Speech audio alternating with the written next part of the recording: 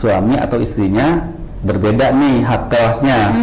Ada kesulitankah untuk ketika misalkan mungkin ya Ini ngeceknya by WA, nanti tinggal satu orang suami atau istri yang sah, kemudian 3 orang anak. banyak ada hacker dan sebagainya, itu data juga kita.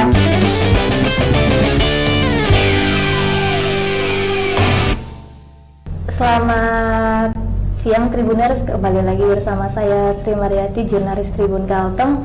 Saya kehadiran narasumber saat ini Kepala Bagian Kepeserta BPJS Kesehatan Cabang Palangkaraya, Pak Asep Komarudin, yang akan membahas tentang peserta program JKN bagi pekerja yang ada di Kota Palangkaraya. Nah, kita akan tahu nih, menanya-nanya nih, 75% itu adalah yang yang aktif tadi ya untuk ini. 26 ini kendalanya apa sih, boleh tahu Pak? Karena tidak melapor tadi kah, atau mereka karena sidangnya bongkar pasang, atau emang telat bayar misalkan yang mandiri ini, atau seperti apa sih? Jadi memang Mbak, yang non-aktif tadi itu yang sekitar 25-24% itu memang banyak macam Mbak segmennya. Kan segmen di kita itu banyak macam ya. Ada segmen yang mandiri, yang bayar sendiri, ada yang segmen bantuan pemerintah, ada segmen dari yang PNS, TNI, Polri, ada yang dari perusahaan gitu ya. Nah, ini berbagai segmen itu memang bermacam-macam kondisi non-aktifnya. Contoh untuk yang mandiri pasti dia nunggak. Pasti. Ya, belum pernah bayar. Oke, jadi dia pasti nonaktif. Atau yang kedua, dia pernah daftar Mbak, pernah daftar tapi belum pernah bayar. Kan nih daftarnya sebenarnya anak saya daftar BPJS nih, kan di aturannya 14 hari setelah daftar harus ada pembayaran. Harus pembayaran. Tapi ini enggak. Nah, dikasih kesempatan sampai 30 hari tuh. Nah, setelah 30 hari nggak bayar, ya sudah, dia nggak bisa bayar kalau nggak datang ke kantor atau nggak update. Gitu, karena sudah dikasih waktu sampai 30 hari. Setelah itu baru dia harus daftar ulang istilahnya gitu ya. Baru dia bisa bayar. Yang kedua, ada lagi segmen PBI, bantuan pemerintah. Ini pun sama nih, dia menonaktifkan sama Kemensos biasanya. Karena satu, dia sudah mampu, atau misalkan dia sudah bekerja di perusahaan, kemudian keluar kan gitu ya. Kemudian juga mungkin dia sudah pindah alamat, ataupun misalkan dia meninggal. Itu banyaklah macam nonaktif ini. Kemudian untuk yang segmen PPU, PN atau PNS TNI Polri, ini yang kebanyakan adalah anak non-aktif. Kenapa? Yang kuliah tadi dia usia 12 tahun, nggak lapor ke kita, keterangan kuliahnya, makanya dia non-aktif. Gitu ya. Ada juga yang lagi adalah segmen perusahaan. Segmen perusahaannya adalah habis kontrak biasanya. Habis kontrak dan aktifkan oleh perusahaannya, makanya dia non-aktif. Jadi banyak macam sebenarnya aktif klasifikasinya gitu ya. Ada yang dari segmen perusahaan, habis kontrak, PHK dan lain-lain lah. Gitu. Mungkin tertinggi di Palangkaraya apa Pak? Mungkin bisa dipresentasikan kalau yang semua. Kalau yang tertinggi itu yang pertama adalah bantuan. Bantuan. Yang kedua adalah perusahaan. Yang perusahaan tadi ya. Nah, kalau untuk yang bukan tertinggi, paling tinggi kali ya. Paling tinggi itu yang mandiri Mbak, yang mandiri, ya karena ini mungkin juga menjadi catatan ini ya. Jadi mereka ketika daftar mandiri biasanya adalah yang butuh gitu ya, butuh perawatan. Udah tahu nih saya mau melahirkan nih istri saya gitu ya, mau daftar nih hari ini biar bulan depan bisa dipakai. Setelah melahirkan tidak diperbarui lagi atau tidak. Jadi itu yang paling banyak. Itu mungkin boleh semacam diinvest dari BPJSK itu lebih dominan karena mandiri tadi, karena maaf ya, karena tidak mampu tadi kah golongannya, atau emang karena bantuan pemerintah tadi kah yang lebih dominan, lebih pemerintah yang menanggung membayar, itu seperti apa sih? Ya, jadi gini Mbak, kalau yang mungkin kalau melihat dari catatan kita ya, kalau untuk yang mandiri ini memang tadi bukan tidak mau membayar ya, dan memang willingness to pay-nya itu ada, kemauan untuk membayarnya ini memang masih rendah gitu ya. Jadi mereka butuh saat saja gitu ketika ya. nanti sudah nggak, misalnya anaknya sehat, ya udah nggak dibayar lagi itu. Tapi nanti mereka akan repot lagi ketika sakit, ke sana kemari untuk mencari, untuk melunasinya harus pinjam ke sana kemari. Padahal kalau menurut saya yang mandiri ini akan lebih ringan kalau memang harus rutin tiap bulan bayarnya. Kan misalkan nih, ada kelasnya tadi ya Pak? Iya, misalkan kelas 3 lah ya. Kan kalau nunggak 2 tahun harus 7.000. Oke. Ya kan? Kalau apalagi kalau 5 orang kan gitu ya. Kalau misalkan dibayar di tiap bulan rutin, nggak akan berat. Artinya gitu. Kenapa harus ditabung kalau misalnya bisa per bulan tadi ya? Tapi itu menjadi keharusan nggak sih Pak dari setiap peserta gitu ya? Nggak cuma karena mungkin yang banyak mandiri gitu ya, yang menunggak ini mereka harus membayar yang tunggakan ini baru bisa diproses, atau ada pengecualian begitu ketika ya sudah ini saya mungkin nyicil dulu boleh nggak sih gitu kan, bahasa ininya, bahasa halusnya atau gimana, itu seperti apa sih Pak? Jadi gini, kalau untuk yang mandiri nunggak ini memang sudah disebutkan di regulasinya, ketika dia telat membayar itu dihentikan sementara untuk pelayanannya. Nah, agar dia aktif kembali, dia harus membayar iuran. Dengan nanti ada lagi denda pelayanan. Jadi di samping harus bayar tunggakannya, dia harus bayar denda pelayanan. Kalau dirawat di rumah sakit ya. Kalau dirawat saja, kalau dirawat jalan nggak pasti. Hanya dirawat di rumah sakit itu denda 5% dari biaya yang di rumah sakit. Gitu ya. Nah, kalau bagaimana caranya nih yang menerima banyak banget saya tagihan nih, 5 juta gitu ya, atau misalkan 4 juta. Nah, agar lebih ringan boleh dicicil Pak. Gitu ya. Namanya program rehab. Jadi rencana pembayaran bertahap dan maksimal bisa dicicil selama setahun. Itu gitu artinya sampai lunas gitu. Betul. Ya, itu maksimalnya ya. Betul. Dan ini yang mungkin belum pada paham ya, atau belum pada tahu bahwa tunggakan itu kita maksimal tagihan hanya 25 bulan. Jadi kalau yang sebagai 10 tahun, 5 tahun gitu ya, jangan khawatir, cuman cukup bayar 24 bulan ditambah bulan ini tagihan ini. Jadi 25 bulan totalnya. Artinya tidak dihitung sama beberapa tahun yang sebelumnya gitu ya? Tidak.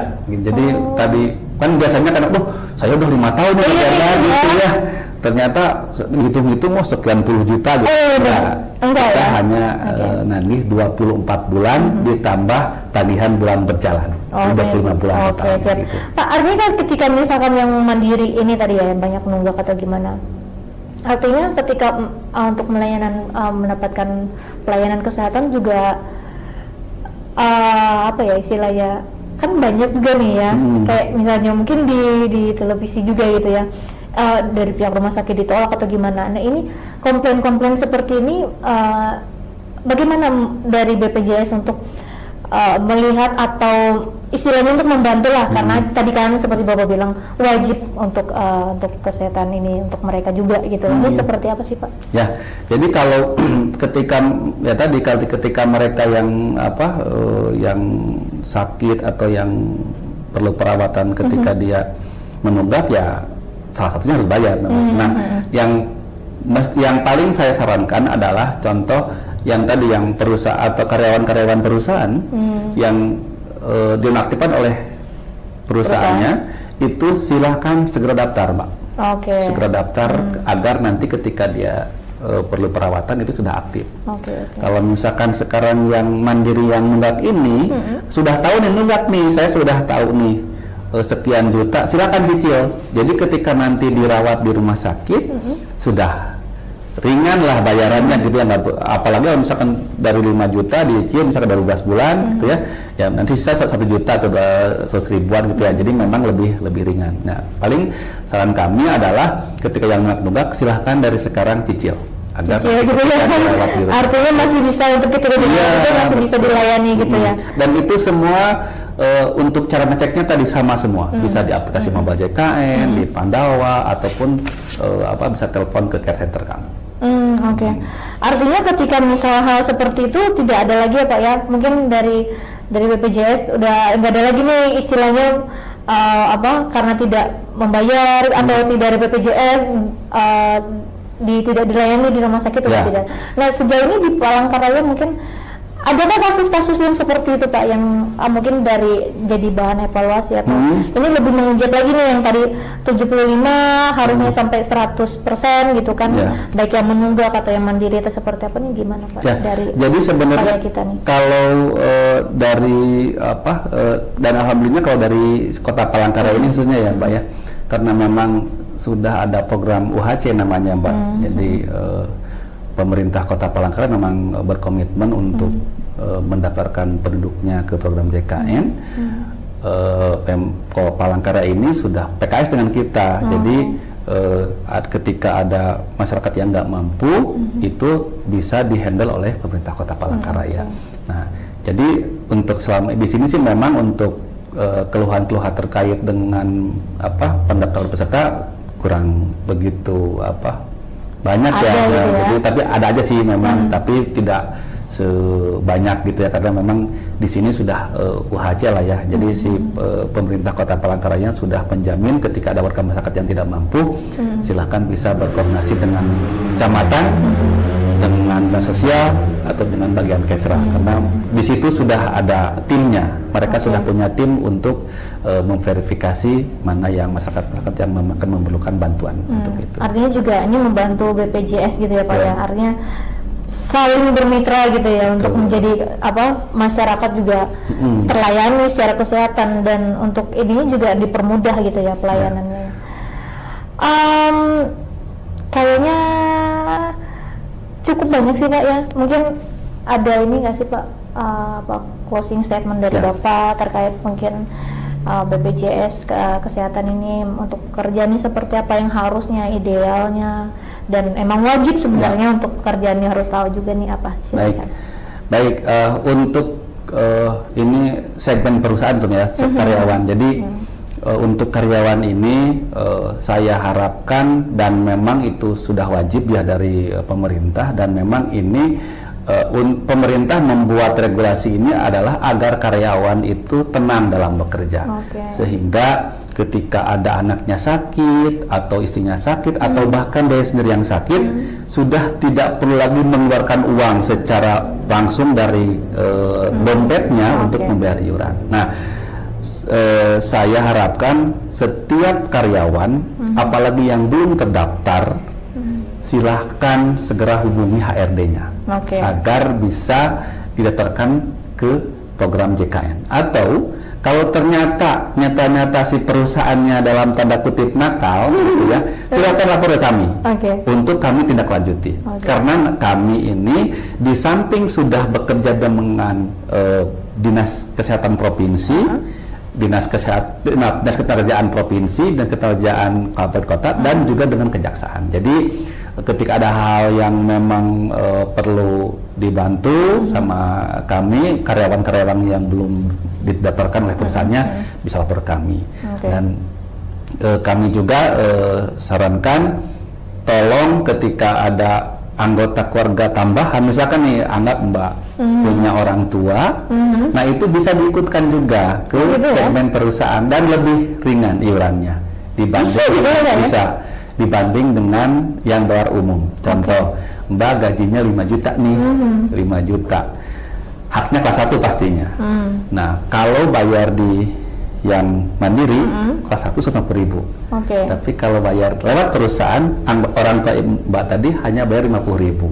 Berarti ada diskon 100.000. Ya, karena dihitungnya 1%-nya dari gaji pokok dan tunjangan tetapnya gitu Mbak. Dan itu mungkin, maaf saya potong, hanya satu orang saja kah? Atau bisa untuk berapa orang mungkin lansia atau orang tua? Jadi anggota tambahan ini bukan hanya orang tua, Mbak. Misalkan anaknya 5 gitu ya, anaknya 5 sampai 10 gitu ya, tapi anaknya masih di bawah 1 tahun. Jadi itu sebenarnya bisa masuk 1%. Ditambah orang tua 2, ditambah mertua 2. Jadi kalau orang tua ditambah 2 mertua berarti 4 orang. Tambah anak-anak yang masih di bawah 20 tahun itu masih bisa. Jadi bisa, ya? Silahkan daftar melalui perusahaan. Yang penting perusahaannya mengakomodir untuk mendaftarkan anggota keluarga tambahan. Gitu. Tapi semoga tidak ada ya Pak ya di Kota Palangkaraya yang saat ini masih belum ada perusahaan-perusahaan yang belum mendaftar itu secara wajib atau gimana nih? Kalau dari sisi perusahaan, kalau untuk perusahaan-perusahaan besar mungkin nggak ada ya. Cuman kalau perusahaan-perusahaan menengah biasanya menengah sama perusahaan kecil ini yang masih banyak ke kami juga ada karyawan-karyawan yang belum terdaftar. Belum tercover sepenuhnya belum gitu tercover. ya. Jadi itu makanya kami harapkan dari si karyawannya lapor ke kami. Dan tadi kami akan tidak akan mungkin misalkan dari siapa Anda gitu ya lapor enggak. Jadi kita akan identitasnya benar-benar terjamin terjamin ya. Jadi yang penting lapor karena nanti akan kami kunjungi ke perusahaannya untuk mendapatkan. Karena itu wajib, Mbak. Itu wajib ya, Pak. Sesuai dengan peraturan tadi ya. Dan ada di PP 86 sebenarnya ketika ada perusahaan yang tidak mendapatkan karyawannya itu kena sanksi tidak mendapatkan pelayanan publik tertentu. Atau karena itu hak-hak jadi perusahaan atau dari pekerja ya, Pak ya. Iya, betul, Pak. Oke, Pak Asep. Siap. Terima kasih. Tadi sudah cukup panjang lebar, Pak, sudah menjelaskan, dan saya juga baru tahu sebenarnya gitu kan, ada beberapa persen bisa di-cover beberapa anggota keluarga lainnya. Semoga tadi mungkin bisa menjadi tambahan informasi buat Tribuners juga yang ada di manapun gitu kan. Dengan pemahaman seperti itu, pekerja sebenarnya tidak perlu khawatir lagi gitu kan. Artinya dengan sudah BPJS Kesehatan, secara kesehatan ya Pak ya, sudah meng-cover itu, jadi salah satu yang menjadi angin segar juga dan informasi bagi kita. Itu tadi Tribuners perbincangan kita dengan Pak Asep Komarudin, Kepala Bagian Kepesertaan BPJS Kesehatan Palangkaraya. Semoga informasi tadi bermanfaat untuk kita semua. Saya Sri Mariati undur diri di hadapan semua. Selamat siang, sampai jumpa.